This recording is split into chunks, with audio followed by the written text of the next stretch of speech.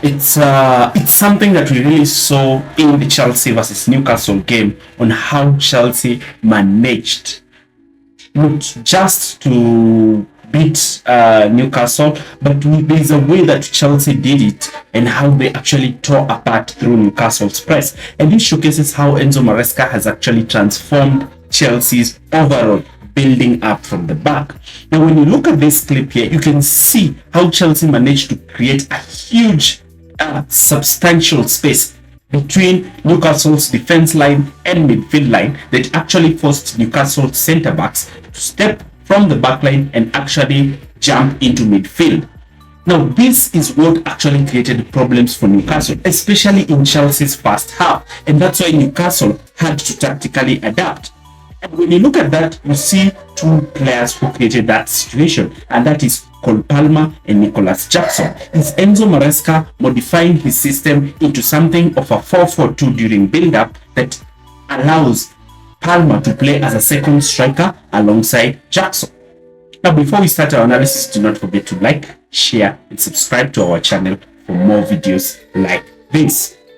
Now, looking at how Chelsea were playing from the back, Newcastle came to Stamford Bridge, and as I have said, teams have not yet respected Chelsea when it comes to pressing Chelsea from the front. And you're seeing teams committing a lot of players to try and press Chelsea, create situations where they are able to create pressing traps for Chelsea and win the ball off Chelsea quite easily.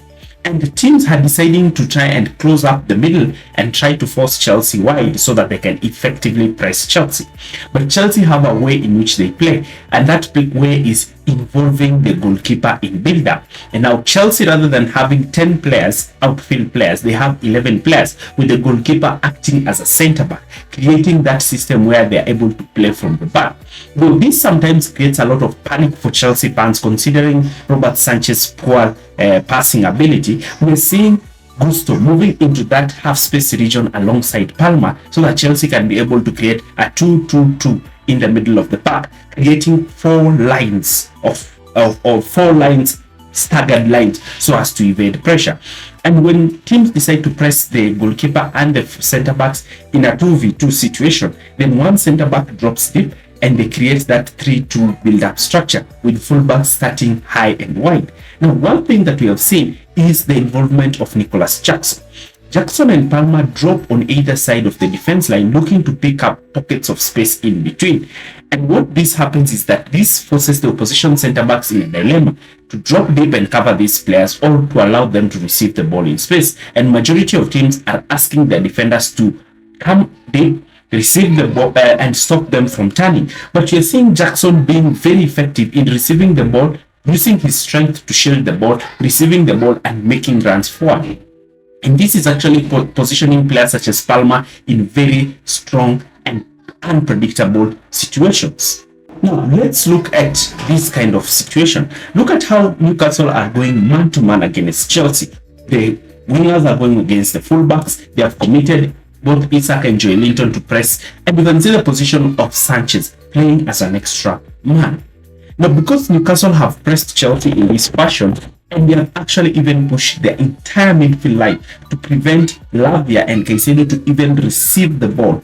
Now, what this has happened is that it has made Newcastle to push as many as 6 players forward, and they have decided to go man-to-man with Chelsea's backline. And now you can see Palmer and Jackson have both dropped from the forward line position and have actually joined the midfield. And once they join this midfield line, they are now giving Newcastle tactical problems, because now they are enabling Newcastle to create that overload that they want. Now, because Chelsea and especially Sanchez is able to play that pass into that region, Jackson is able to receive that ball. Now, once Jackson receives that ball, he is very strong. Jackson is amongst the most physical strikers in the league. He's able to receive that ball, and look at the position of Palmer. Now, Dan Barn, who was covering Palmer, had to drop deep to try and cover for his opposing centre-back who had moved in field.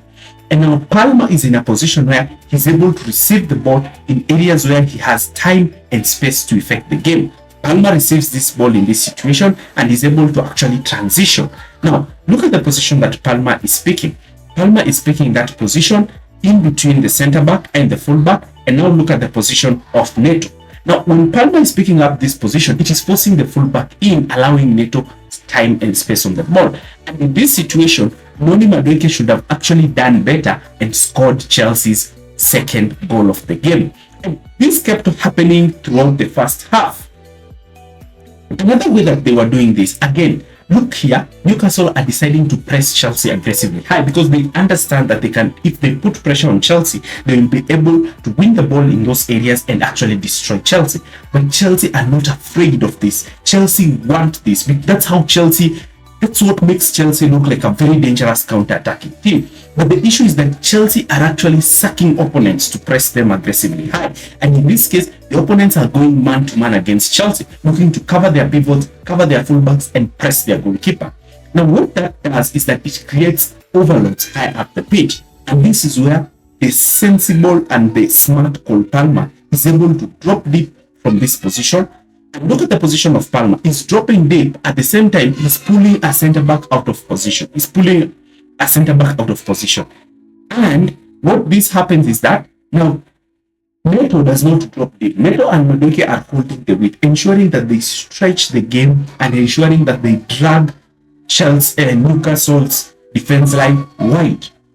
Now, when Palmer drops deep, Newcastle have no option. The centre-back has no option than to foul Palmer, because if Palmer manages to turn and play that slice line-breaking pass to Pedro Neto, then Newcastle are done for in this kind of situation. And one instance we saw is that, looking at this clip, how Chelsea actually managed to create that opportunity for Palmer's goal. Palmer is occupying the centre-back and the full-back. And in this situation, this is creating problems because Jackson is the one who has received the ball.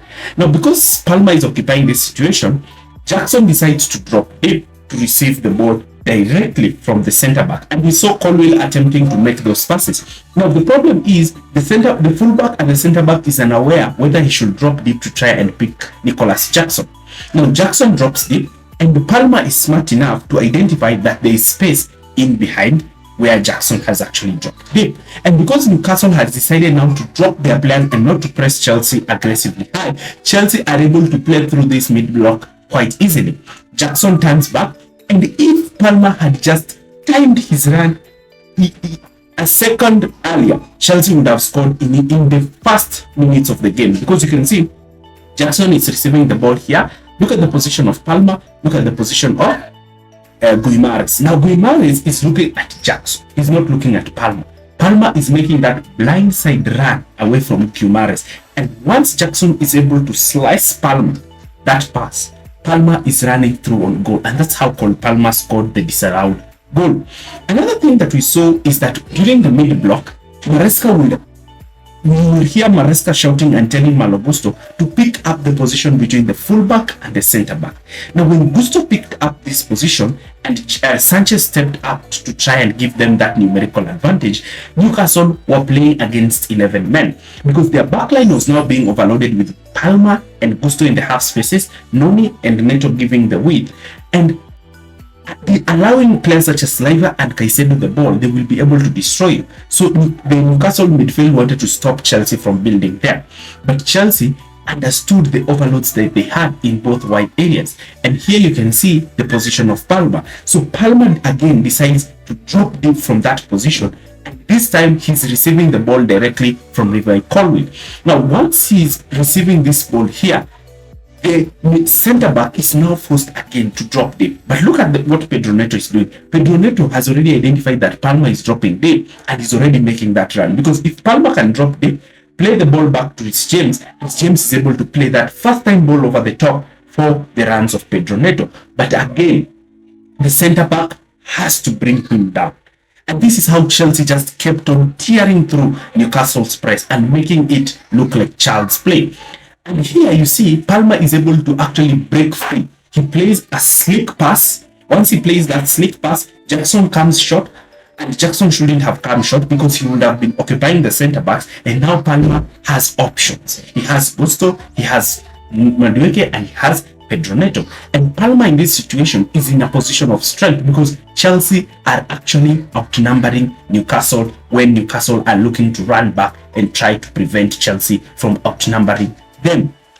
Now, this was even problematic Because again, we saw when Newcastle had committed a lot of players to press Chelsea, we see again how Maresca has made Chelsea so lethal in the counter-attack.